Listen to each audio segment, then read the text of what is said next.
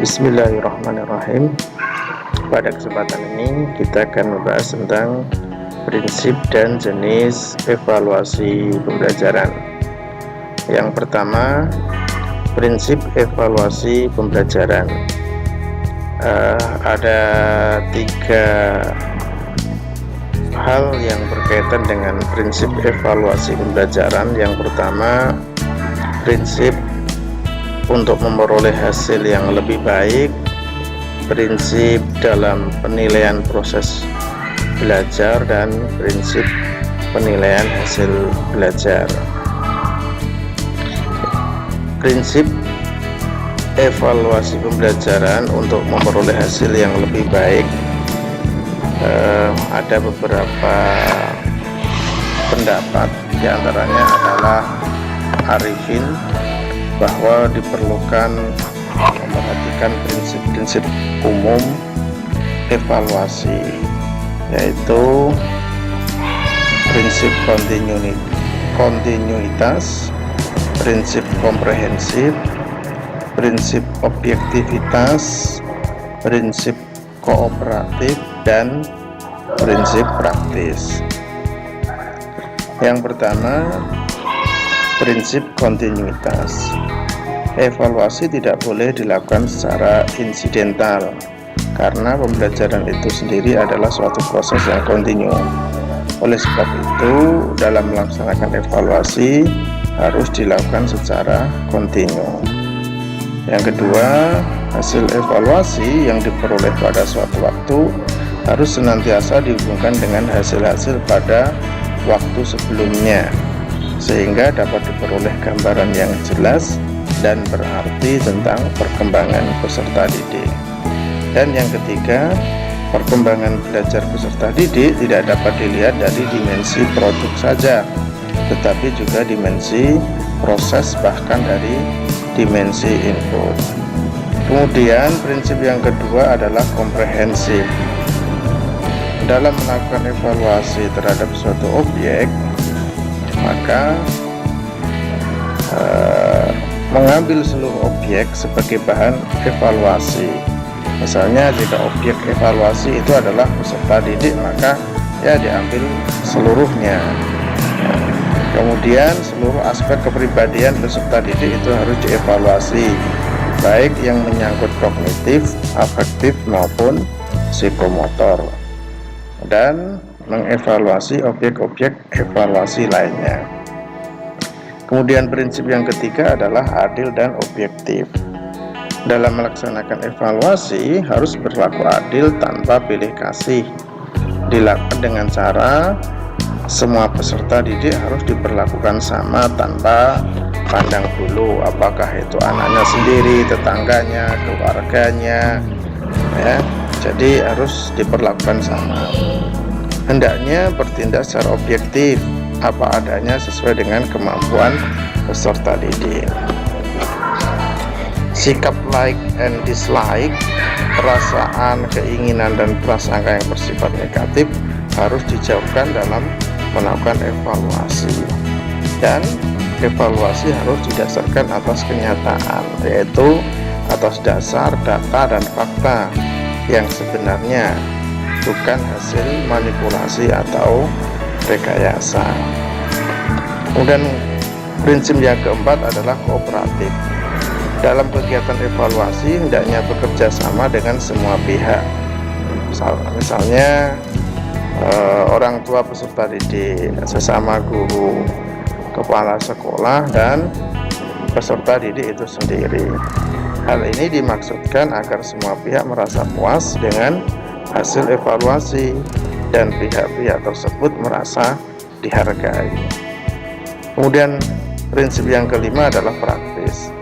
Praktis mengandung arti mudah digunakan bagi yang menyusun alat evaluasi maupun orang lain yang akan menggunakan alat tersebut, dan harus memperhatikan bahasa dan petunjuk mengerjakan soal yang jelas juga. Ya, kemarin atau pernah ya terjadi di media sosial itu, misalnya ada perintah yang kurang jelas, jawablah pertanyaan berikut ini dengan benar. Nah, kemudian diisi benar semua.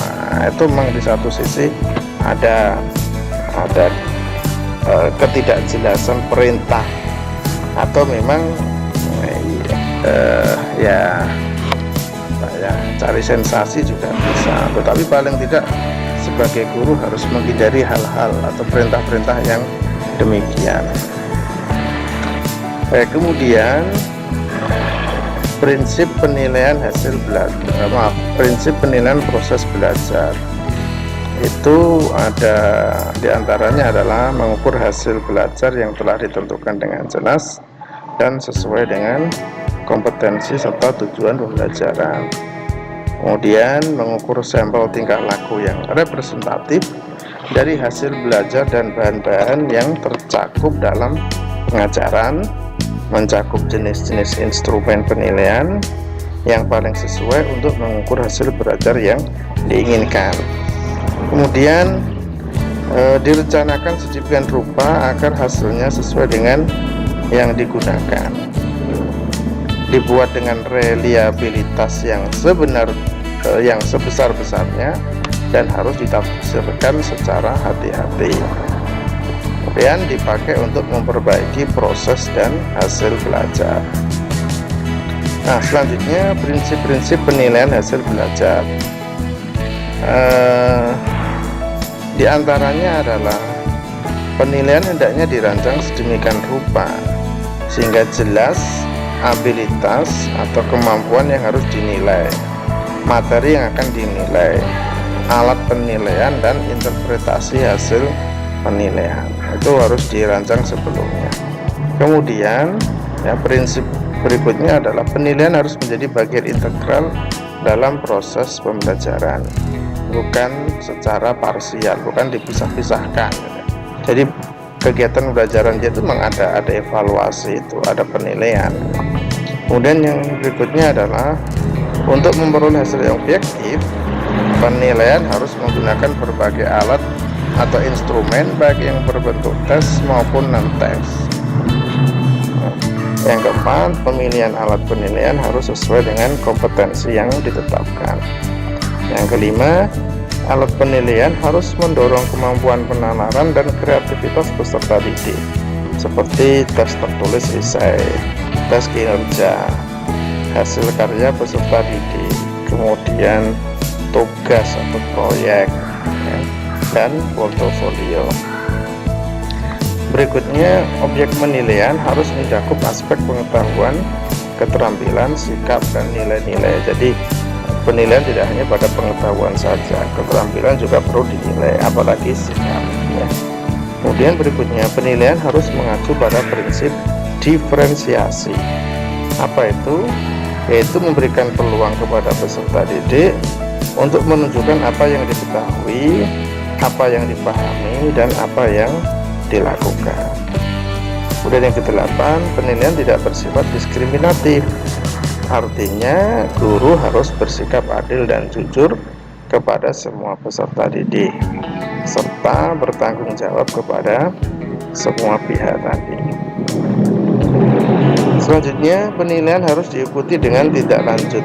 Jadi misalnya kalau ada siswa yang nilainya itu kurang dari KKM, kurang dari standar, kurang dari kriteria minimal, maka harus ada tindak lanjutnya.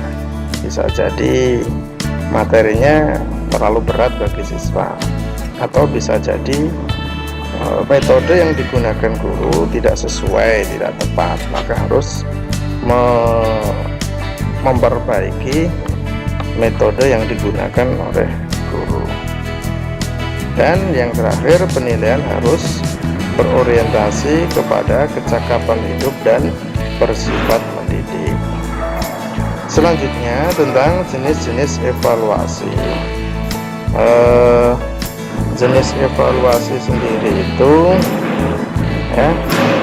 dibagi berdasarkan tujuan, berdasarkan sasaran, berdasarkan lingkungan kegiatan pembelajaran, berdasarkan objek evaluasi, dan berdasarkan subjek evaluasi. Nah, yang pertama berdasarkan tujuan. Jenis evaluasi yang berdasarkan tujuan ini dibedakan atas 7 jenis evaluasi, yaitu pretest dan posttest. Kegiatan pretest dilakukan guru secara rutin pada setiap akan memulai penyajian baru. Tujuannya ialah untuk mengidentifikasi taraf pengetahuan siswa mengenai bahan yang akan diajarkan atau disajikan. Jadi kalau guru pertama kali mengajar, maka dilakukan pretest dulu, apakah siswa sudah memahami materi yang akan disampaikan atau belum. Ya, tujuannya adalah untuk mengidentifikasi pengetahuan siswa. Sedangkan posttest adalah kebalikan dari pretest, yakni kegiatan evaluasi yang dilakukan guru pada setiap akhir penyajian materi. Tujuannya apa? Tujuannya adalah untuk mengetahui taraf pengetahuan siswa atas materi yang telah diajarkan oleh guru atau pendidik. Kemudian berikutnya adalah evaluasi diagnostik. Evaluasi ini dilakukan setelah selesai penyajian sebuah satuan pelajaran. Evaluasi ini bertujuan untuk mengidentifikasi atau menelaah kelemahan-kelemahan siswa beserta faktor-faktor penyebabnya. Nah, ini hampir sama dengan posttest, akan tetapi untuk menelaah kelemahan-kelemahan siswa lemah menerima materi atau tidak. Kemudian yang ketiga adalah evaluasi selektif. Evaluasi selektif digunakan untuk memilih siswa yang paling tepat atau sesuai dengan kriteria program kegiatan tertentu. Misalnya ada kompetisi sains madrasah, ya, KSM, atau akan ada lomba-lomba. Nah, maka dilakukan selektif karena tidak mungkin semua siswa dilibatkan semuanya. Kemudian berikutnya evaluasi penempatan. Evaluasi penempatan digunakan untuk menempatkan siswa dalam program pendidikan tertentu yang sesuai dengan karakteristik siswa. Ya, misalnya ada program, ya, misalnya apa ya, kalau PAI itu ya, misalnya kalau bahasa Arab ya, itu kan ada I'dad, ya, ada Mutawasid, ada Mumtaz, ya. Jadi ditempatkan. Atau begini, ya, dalam materi PAI ada kegiatan tentang tahfidz, ya, tahfidz dan praktek ibadah. Nah, tidak mungkin dalam satu kelas itu dicampur. Mestinya supaya untuk memudahkan pembelajaran, maka perlu dilakukan evaluasi dulu, ya kan? Mana siswa yang belum mengetahui atau belum hafal sama sekali, bahkan mungkin ada yang tidak tahu baca tulis Al-Quran, sementara ada yang sudah hafal. Nah, maka itu kan harus dites, kemudian ditempatkan pada kelompoknya. Yang kelima, evaluasi formatif. Ya, ini bisa disebut dengan ulangan yang dilakukan pada setiap akhir penyajian satuan pelajaran atau modul. Evaluasi ini bertujuan untuk memperbaiki dan meningkatkan proses belajar dan mengajar. Nah, bisa kita sebut dengan evaluasi harian, ya, ulangan harian atau ulangan. Jadi setiap bab itu ada evaluasinya, ada ulangannya. Kemudian evaluasi sumatif, yaitu penilaian umum, ya, atau ulangan umum yang dilakukan untuk mengukur kinerja akademik atau prestasi belajar siswa pada akhir periode pelaksanaan program pengajaran.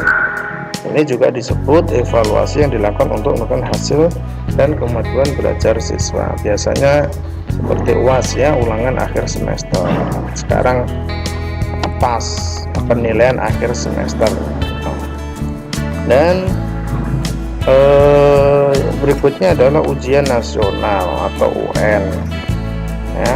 Pada prinsipnya sama dengan evaluasi sumatif, yaitu sebagai penentu kenaikan status siswa dari tingkat MI ke tingkat MTS ke tingkat aliyah itu. Tapi sekarang UN dihilangkan atau dihapus ya. Sebetulnya begini, pada prinsipnya itu penilaian itu harus ada, tetapi yang menjadi polemik itu ketika UN dijadikan syarat kelulusan. Nah, itu yang menjadi polemik, tapi mestinya harus ada ya, karena untuk mengukur siswa madrasah punya visi misi tujuan. Nah, ketika selesai ya kan, apakah siswa yang lulus itu sudah mencapai tujuan yang ditentukan atau belum. Nah, itu mestinya lewat ujian nasional atau ujian sekolah ya, untuk mengukur jadi siswa ini sudah menguasai atau belum. Tapi ya, memang yang menjadi polemik pada waktu pelaksanaan ujian nasional adalah ketika dijadikan satu-satunya syarat kelulusan. Berdasarkan sasaran, evaluasi dibagi menjadi satu evaluasi konteks, yaitu evaluasi yang ditujukan untuk mengukur konteks program, baik mengenai rasional tujuan, latar belakang program, maupun kebutuhan-kebutuhan yang muncul dalam perencanaan. Kemudian evaluasi input, yaitu evaluasi yang diarahkan untuk mengetahui input, baik sumber daya maupun strategi yang digunakan untuk mencapai tujuan. Kemudian evaluasi proses. Evaluasi ini ditujukan untuk melihat proses pelaksanaan, baik mengenai kelancaran proses, kesesuaian dengan rencana, faktor pendukung dan faktor hambatan yang muncul dalam proses pelaksanaan. Kemudian evaluasi hasil atau produk. Evaluasi ini diarahkan untuk melihat hasil program yang dicapai sebagai dasar untuk menentukan keputusan akhir, diperbaiki, dimodifikasi, ditingkatkan, ataukah dihentikan.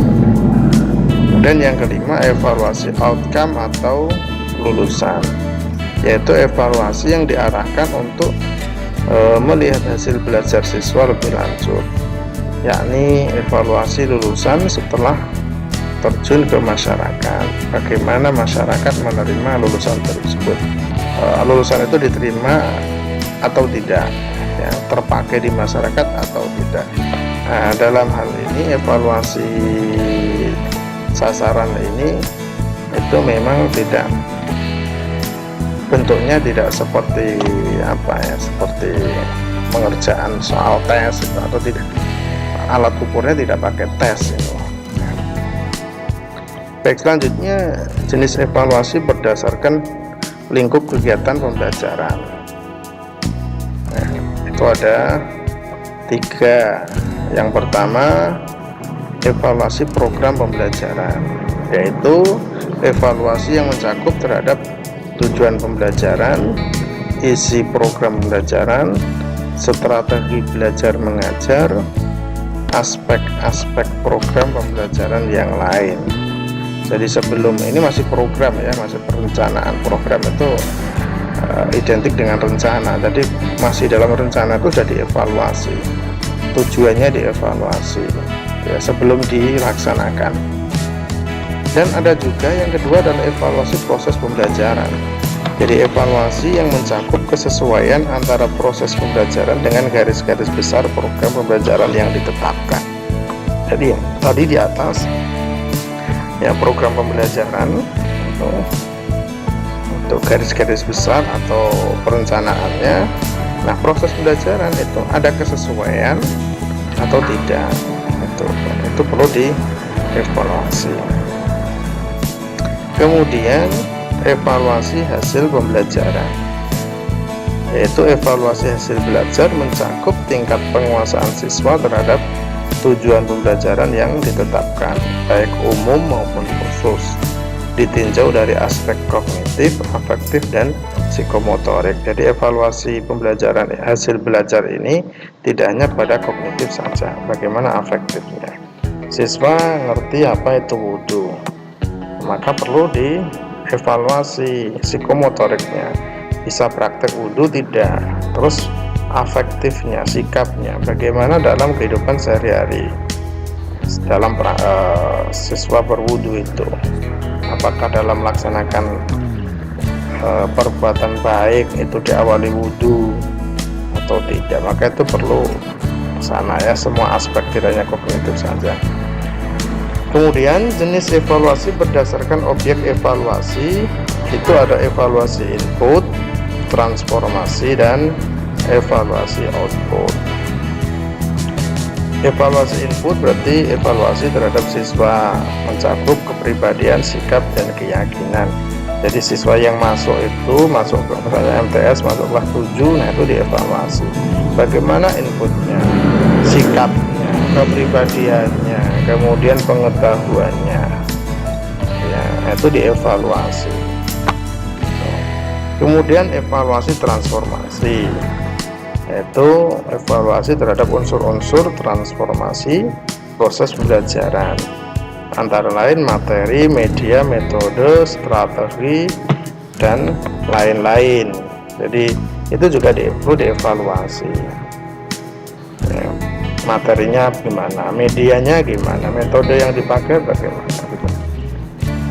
Dan evaluasi output, yaitu evaluasi terhadap lulusan yang mengacu pada ketercapaian hasil pembelajaran ya. Nah, selanjutnya adalah jenis evaluasi berdasarkan subjek evaluasi. Nah, itu ada dua, evaluasi internal dan evaluasi eksternal. Evaluasi internal yaitu evaluasi yang dilakukan oleh orang dalam sekolah sebagai evaluator, misalnya guru itu sendiri, kemudian kepala sekolah, yayasan ya. Jadi itu bisa melakukan evaluasi. Apakah evaluasi pembelajaran, juga evaluasi program. Kemudian yang kedua atau yang terakhir adalah evaluasi eksternal, yaitu evaluasi yang dilakukan oleh orang luar sekolah sebagai evaluator, misalnya orang tua dan masyarakat. Jadi mereka juga berhak untuk memberikan atau melakukan evaluasi terhadap kegiatan yang dijalankan oleh lembaga pendidikan, termasuk juga masyarakat, karena mereka adalah pengguna langsung nanti ya, setelah mereka selesai mengenyam pendidikan di lembaga pendidikan tersebut. Baik, saya kira itu materi pada pertemuan kali ini. Silakan mahasiswa untuk mengembangkan sendiri dengan membaca berbagai literatur yang ada. Kurang lebihnya mohon maaf. Kita akhiri dengan baca hamdalah alhamdulillahirabbil alamin.